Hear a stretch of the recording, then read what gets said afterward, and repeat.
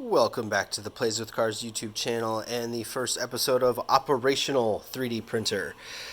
So we are inside. We've got the Ender 3 regular all set up and printing. Did our first test print actually.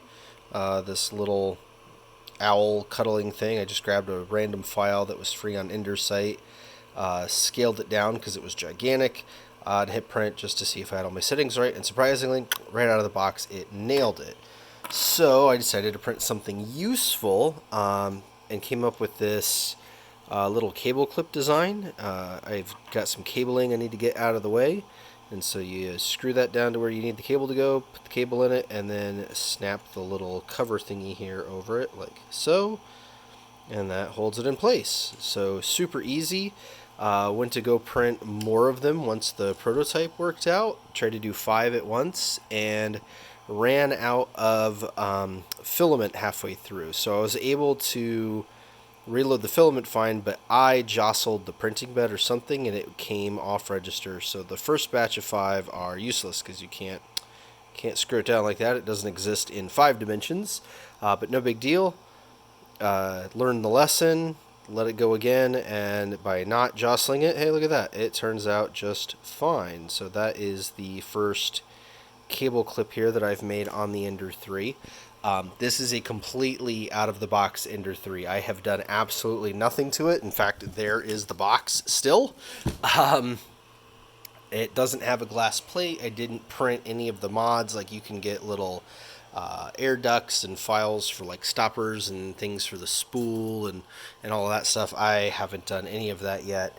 This is literally the first 4 things I've printed. That, a couple of those, had that screw up, and then did those. So you can see right now it is loading. It's heating everything up. It's getting ready to print this cool little iris box thing. Again, this is more for like settings. These are not a very fine granularity because they don't need to be. You can see like here on the bottom. Yeah, if I can get it into focus, see that? It's got all these where the supports were and stuff like that. But again, it's cable management. It doesn't matter.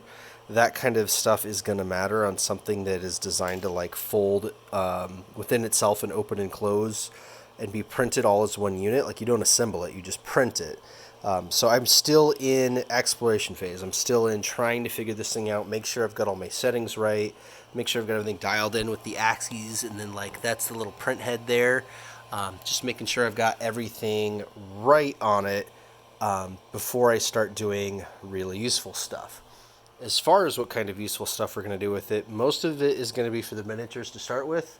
You guys know I love my slot cars and, printing little pieces for these, driver's heads, replacement hood scoops and wings and all that stuff for like the old G Plus cars that, all that stuff goes missing all the time. Or like model car stuff, definitely printing stuff for model cars. I got some friends that are into bigger slot cars, like 32nd and 24th scale slot cars. So like printing stuff for them that they specifically need, like drivers that have like a flat floor pan, so you don't have to run like the interior tub. You could just have this flat pan like right at the window line and then put the driver's head in there. Oh, I hear something.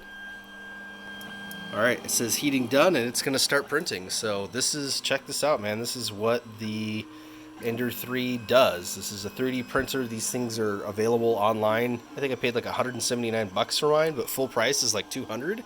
But they're typically on sale. There's a Pro series. It has a bunch of other upgrades that I didn't need, and I've heard aren't all that great. So, the regular 3 is pretty good. You can see it prints this like crazy pattern first so that you can like get the thing off the bed using the little scraper tool here they give you. In fact, this is what it looks like when it's all done. You can see the bottom of it is all kind of stringy and weird, and then it builds up like a layer of actual stuff. This is PLA, by the way. This filament's called PLA. And then it prints the thingies on top of it. So these guys were all laid out like so. And then, so you pop this whole thing off, and then you pop each of these off of that individually. You could see some of where the strings were, where it kind of came up. Brought some of the stringies with it. So that's what I said. I'm still learning settings and stuff before I do anything like detail work. This is another one of those test print things. And just kind of make sure I got my my feet in a good spot with it, and then I'll start printing stuff for like the miniatures and whatnot. As far as with the big cars, we've actually run across a number of files that are good for the big cars too. Stuff like replacement buttons for the interiors, things like little plastic gears that you find commonly in like window regulators and stuff like that. That you could buy a whole window regulator for $300, or I can print a gear and like reassemble mine, and boom, you're done. So we're gonna find all sorts of cool stuff to use this thing for. So we'll be doing like some regular videos on it, especially if we're printing anything useful for the cars. They'll kind of have their own video on it for the 3D printer wise, because I imagine we will probably get a lot of people into 3D printers on these videos, but maybe aren't necessarily car people, or vice versa. We'll get people that are super car people that don't know anything about 3D printers, and I am no expert. I've owned this thing for like a month and a half, and I just got it set up and working yesterday because I had to get the computer rebuilt and fixed first. And this is as much as I've printed, so you're learning right along with me. But so far, for a complete novice, for somebody that has no idea about any of this stuff, setting this thing up, like, it looks kind of intimidating coming out of the box, but you just follow the directions. There's plenty of YouTube tutorials and stuff like that. Well, it changed tones. See, it changes tones when it does the more detailed work. It's been super interesting, like, just listening and watching this thing do its stuff. It's kind of mesmerizing, actually.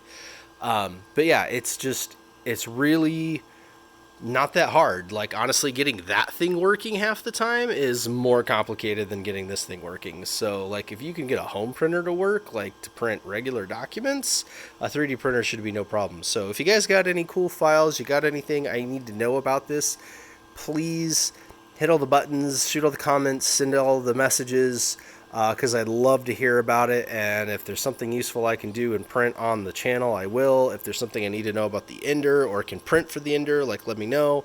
I really want to, like, get to know this thing. This is a whole lot of fun. This hobby is definitely super cool. So yeah, I mean, just look at it. You just sit here and just do a slow-mo of it doing this stuff. That's what I need to do, is set up the big camera and do a slow-mo of it when I get to printing something cool. So until next time, that's been the Plays with Cars YouTube channel and our new series on 3D printing.